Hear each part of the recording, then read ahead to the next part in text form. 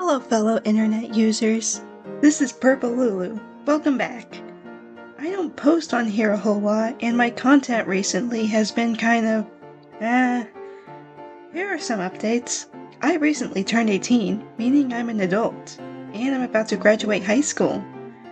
This video is probably going to come out after I graduate. This is probably the most serious video that I've made, and the most controversial. I'm gonna show you a little something. It's something I have made months ago, and sometimes I regret making it. This is a painting. It features a character that many people love, but I don't. I only painted her because I thought she was pretty. She is pretty, but she's a complicated character. And not in a good way. You might recognize her. Judy Jetson, the fashionable, futuristic teen from the Jetsons, the daughter of George and Jane Jetson and the sister of Elroy Jetson. She's fun, bubbly, and completely boy crazy. But have you ever stopped to think about what her character might actually be telling us? Let's take a look. Just a little reminder, what is being presented in this video is my opinion. So if you're uninterested in hearing an unemployed Gen Z teenager roast a cartoon teenager from some old cartoon in a video that nobody asked for, then click on something else. I bet there's more entertaining stuff out there. Now, let's begin.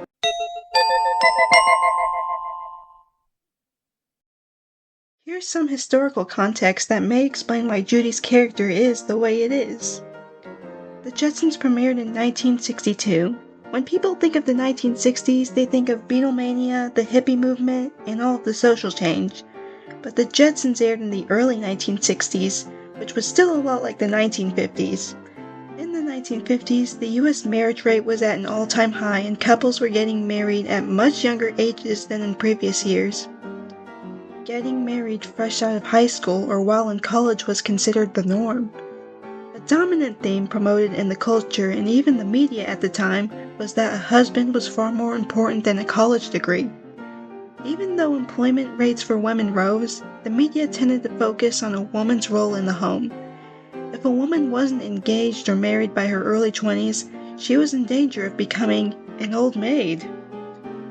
This information reminds me of that one scene from the show, when Judy calls the boy she went to the school dance with a passing fiancé and says she won't get serious until she settles down, which will be at the age of 16 or 17. The Jetsons, a futuristic series, surprisingly didn't break free from those values. I feel like some people say that they really want the future to be more like the Jetsons. Technology-wise, yes, but value-wise, heck no.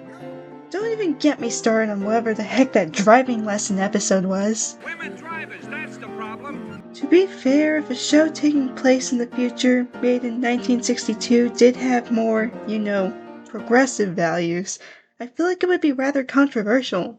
But just because certain things were socially acceptable in the 50s and 60s doesn't mean that it was right. Like racism, for example. Moving on.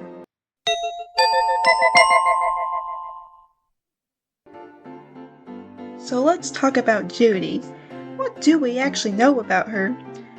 She's depicted as a typical teenage girl.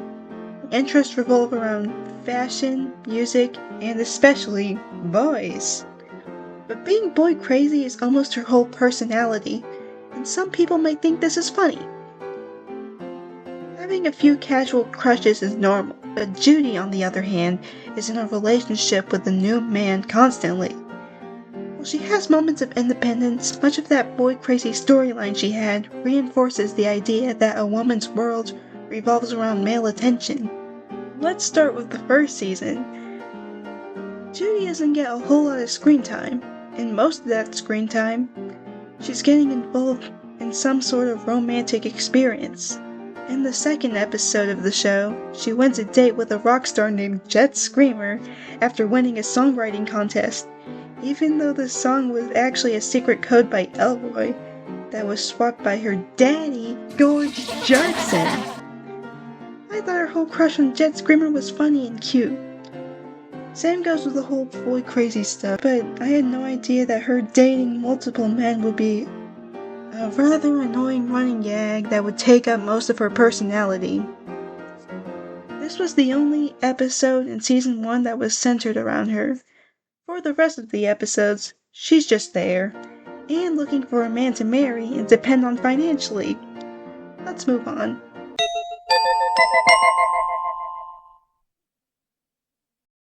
The Jetsons is more than just that one season that aired in 1962. Between 1985 and 1987, 51 new episodes were released. So how did the lives of women change? In the 1960s and 1970s, second-wave feminism was rising. Feminists challenged the traditional housewife role, advocating for women's participation in the workforce. Women's liberation groups were raising consciousness about violence against women and gender stereotypes. Now, how has Miss Judy Jetson changed? Well, she does get more screen time during these seasons. I have to admit, she does get a little more personality. She loves her family, she enjoys shopping, a slight improvement from the 60s. But she does have her rather rude moments, for example. In Judy's birthday surprise when her car breaks down, a guy named Curly helps her, but Judy treats him like crap throughout most of the episode. And of course, she's still really male dependent. In the episode 9 to 5 to 9, which is in the 3rd season, she wants to get a new car, not to travel in, but to impress a boy named Rocky Retro. Judy gets this idea when the boy is attracted to another girl's car, making Judy jealous. To be fair, the girl that Rocky Retro falls for isn't any better. Her name is Marcia Van Marsdale, the mean girl of the show. What's a high school setting without a mean girl? She works 3 jobs trying to get that car, and she ends up falling asleep in school and having less time at home. But then she stops it all, because Rocky Retro ends up liking her. In the TV film The Jetsons Meet the Flintstones, she talks about boys in almost every single scene she's in! The film has a subplot that involved her and a rock singer named Iggy Sandstone, I think that was his name, which barely contributed to the film's actual plot and only existed to pad out the running time. In another TV film, Rockin' with Judy Jetson, which is pretty much an 80s rehash of the Jet Screamer episode, but with some evil space witch. Her character kind of improved. She's a good friend and is even caring towards a little alien girl, whose name I don't remember. I forget a lot of things, go ahead and make fun of me. While she does spend time crushing on that Skyrocker guy at the beginning, she is more than just the stereotypical spoiled teen girl that she usually is, as she gets more to do.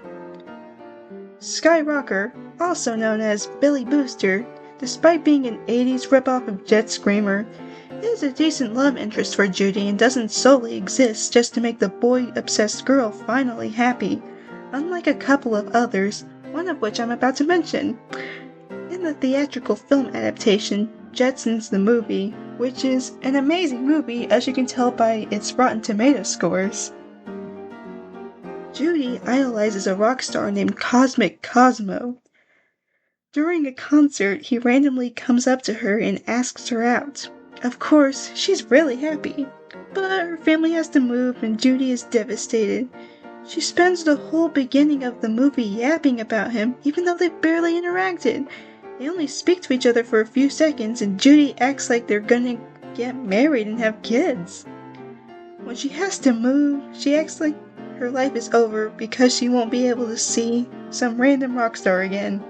She's upset when her friend takes the date with Cosmic Cosmo instead. To be fair, if she really was in a serious relationship with him in the first place, I would feel sorry for her. But since they were never in a real relationship, I just think this whole thing is stupid. She eventually says that she will never trust another boy again, but immediately bumps into another boy and they fall in love. There was literally no reason for her to say that, even though it could have given her a chance to be more independent and get more to do. But no, she can't live without her man. This man, Apollo Blue, get it 'cause he's blue? Pretty much exists just to give Judy a man. He really doesn't do much and is mostly seen just being near Judy. I find the relationship a little weird because, well, just look at him. Judy's a human, obviously, but I can't tell if he's an alien or if he ate too many blueberries. I'm not chill with human-alien relationships. I'm just not. It's quite disappointing that this outdated stereotype of Judy being so dependent on men other than her father continued after the women's liberation era. I don't understand the intention behind this, but this personality overall makes her portrayal of a teenage girl one-dimensional and shallow.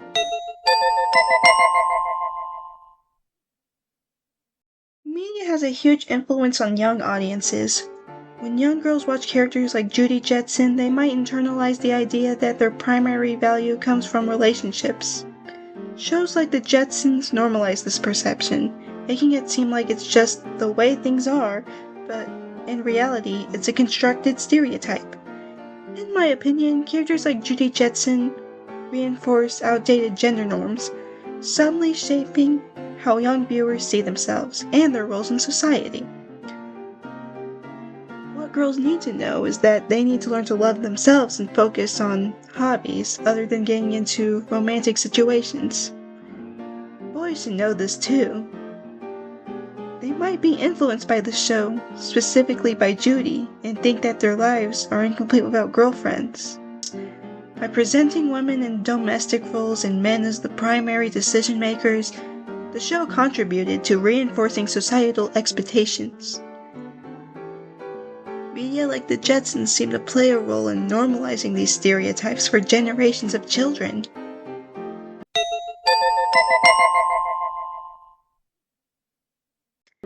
Now, some people might say, Judy was just being a teenage girl. What's the problem?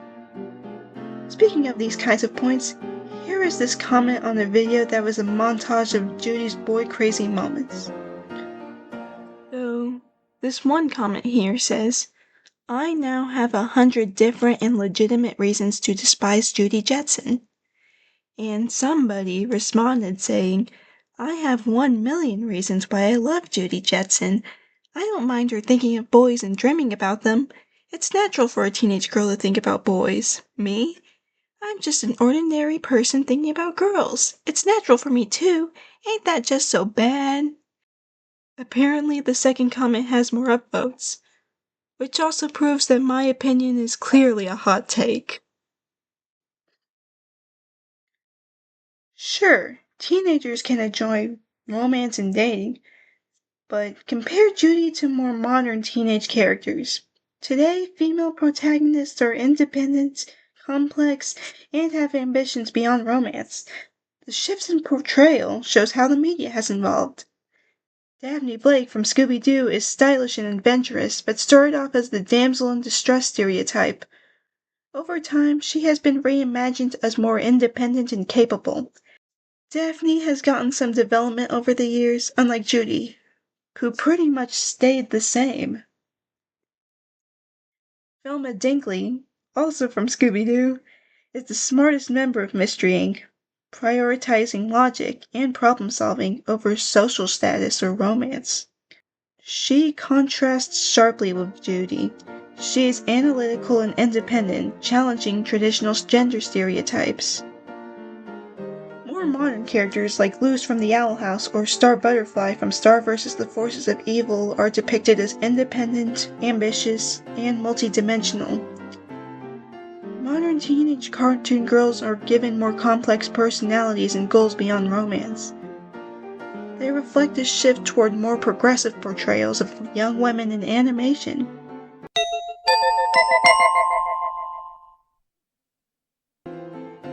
Judy Jetson is a product of her time, reflecting the limitations of gender representation in the media. The Jetsons in general was not a bad show, but it feels like a clone of the Flintstones but with weaker writing and less interesting characters, in my opinion.